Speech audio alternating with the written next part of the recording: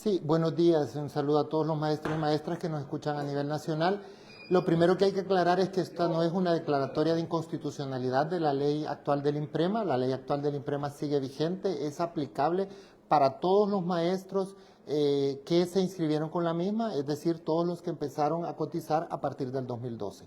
Eso es lo primero que hay que decir. Lo segundo es que nosotros estamos en este momento redactando un documento para solicitarle a la Corte que nos aclare dos elementos de la sentencia que para nosotros todavía no están claros en términos de los propósitos de retiro del INPREMA. El primero es la resolutivo 3, en donde dice que todos los maestros que hayan sido cotizantes con la ley del 2012, con la ley de 1980, podrán retirarse del INPREMA de manera progresiva hasta que finalice la totalidad de ellos. Es decir, para nosotros es importante saber si todos los maestros que hagan la solicitud, aun y cuando la ley del 2012 les beneficie más que la ley de 1980, tendrán el derecho de pedir esa reversión, porque en algunos de los casos esto pasa. Es decir, hay maestros que jubilándose con la ley del 2012 obtienen mejor pensión que con la ley de 1980.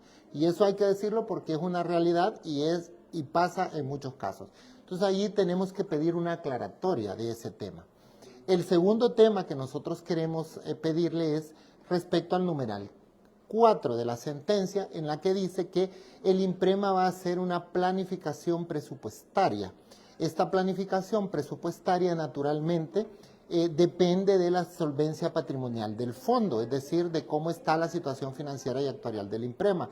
Y para nosotros es importante entonces que ellos nos aclaren si esa planificación presupuestaria debe estar en función de esta solvencia patrimonial o no la debe tomar en cuenta, porque eso haría la diferencia sobre la sobrevivencia del INPREMA, en el sentido de que si es tomando en cuenta la solvencia patrimonial del INPREMA, entonces simplemente hay que hacer un plan de retiro programado para todos los maestros que cotizaban con la ley de 1980.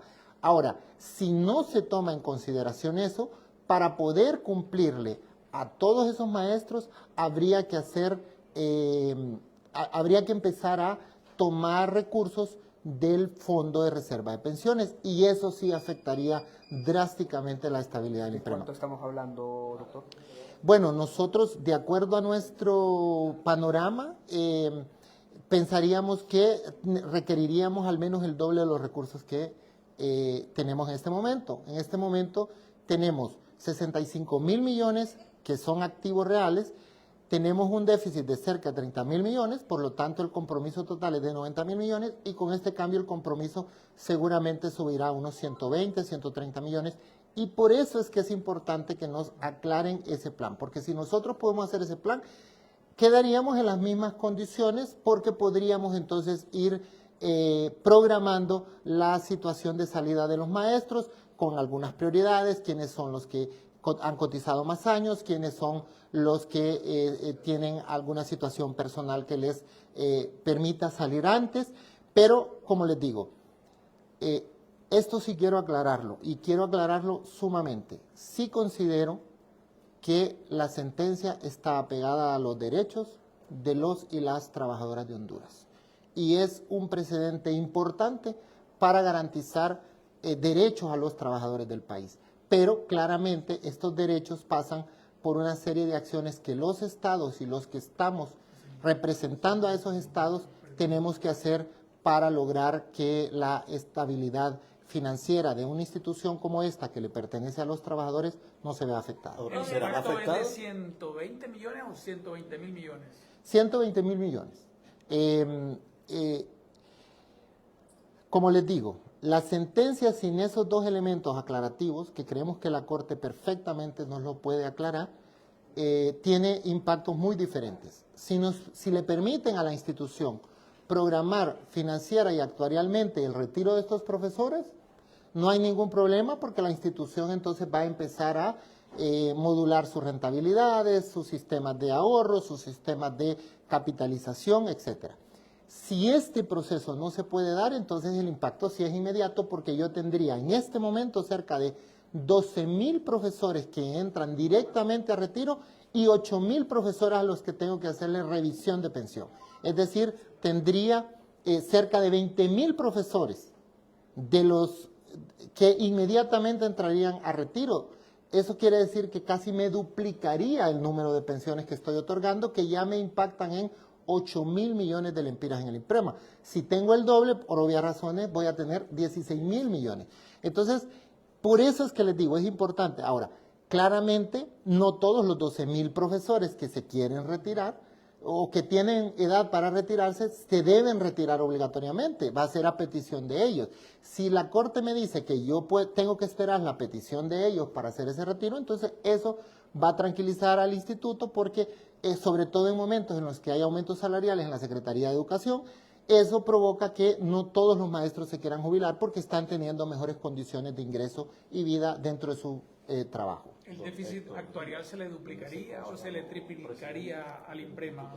Otra vez, exactamente el mismo impacto. Si nos ponemos en el escenario en el cual esto es de un solo, el impacto actuarial básicamente se triplicaría. ¿El fondo prácticamente desaparecería en una vida útil corta? Sí, si ese fuera el escenario, habría que empezar a liquidar el fondo, porque eso sí provocaría que la institución tuviera que utilizar todos sus recursos para jubilar de inmediato a todos esos profesores. Si eso no fuera así, que creo que es el espíritu es, tienen las reglas de 1980, pero ustedes las pueden usar en el momento en el que les toque jubilarse o con las características que a ustedes les toque jubilarse. Si ese fuera el escenario, nosotros tranquilos, simplemente hacemos un ajuste. Es más, a todo profesor que le convenga la ley del 2012, le podríamos decir, mire, usted se puede ir con ambas leyes, pero esta le conviene más en términos de monto, ¿verdad? En términos de monto, sobre todo porque la ley del 2012 tenía una particularidad y era que todo aquel que se jubilaba después de los 60 años tenía mejores tasas de reemplazo.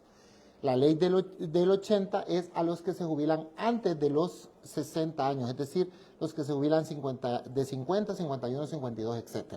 Entonces, pero la mayoría de los profesores que tenían derecho con la ley de 1980 ya superaron los 55 años de edad, es decir, ya tienen una edad en la que pueden realmente planificar de manera mucho más adecuada su retiro. Entonces yo creo que es importante tener esa respuesta. De entrada nosotros estamos ya tirando los modelos financieros y actuariales en todos estos escenarios posibles porque tampoco podemos ser irresponsables en el sentido de irle a pedir a la Corte que nos aclare estos temas sin nosotros tenerlos claros internamente. Entonces estamos en esto. También ¿Cuál sería la ruta crítica, comisionado, para la viabilidad y la sostenibilidad del instituto? Que nos permitan esa planificación financiera que nosotros creemos que debería haber. Y además hay un tema que es importante. Como esto es un amparo y la base jurídica que está detrás del amparo es la Ley de Justicia Constitucional, la Ley de Justicia Constitucional claramente establece que los amparos solo amparan a las personas solicitantes. Es decir, exactamente.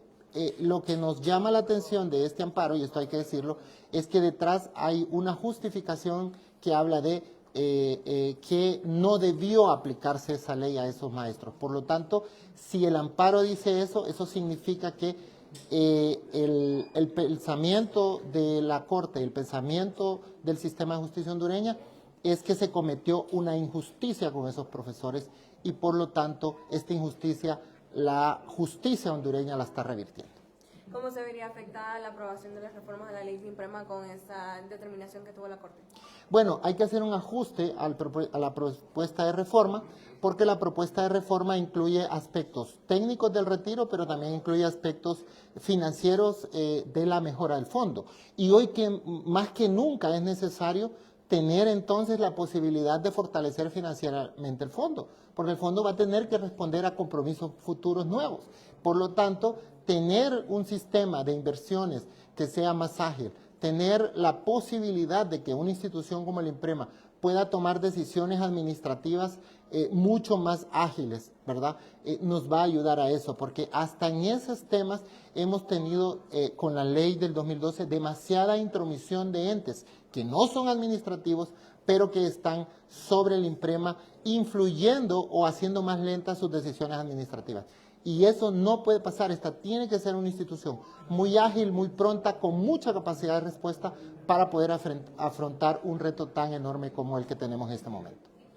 Bueno, y en caso, ya que se menciona de que está la opinión actuarial independiente del Congreso, ¿cómo se ve esto para la aprobación? Bueno, la opinión actuarial del Congreso básicamente iba orientada a la tasa de reemplazo 3 para todos. Ya sabemos que, de acuerdo a la opinión de la justicia hondureña, la tasa de reemplazo 3 no puede ser para los que se inscribieron con la ley del 2012, porque a los de la ley del 2012 los deja exactamente igual. No otorga derechos ni beneficios nuevos. Ese es un grupo en el cual podríamos tener una revisión en la reforma, porque sí es un grupo de profesores que también anduvo haciendo reivindicaciones en ese sentido. Es decir, considero que si bien la parte de la ley del 80 y los derechos de la ley del 80 que nosotros queríamos más o menos emular en la reforma se ven afectados con la sentencia, lo que sí no es menos cierto es que ahora hay más necesidad de tener una reforma para que el INPREMA pueda tener todos estos elementos mucho más controlados. Esta es una institución que debe durar en el tiempo, que debe durar para todos los maestros de todas las épocas y por lo tanto generar claridad en los mecanismos financieros y actuariales, no solo legales y no solo técnicos, va a ser fundamental porque esta institución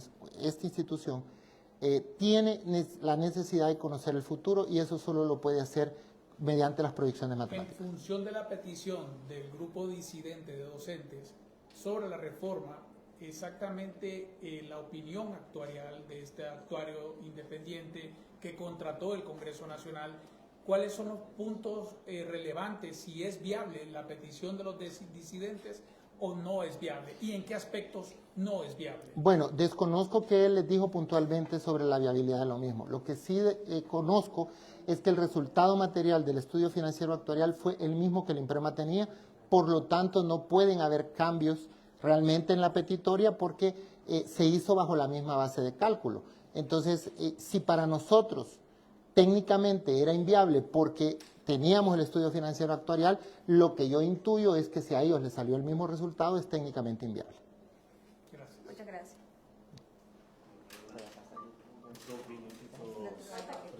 ¿Cómo está? Mucho gusto.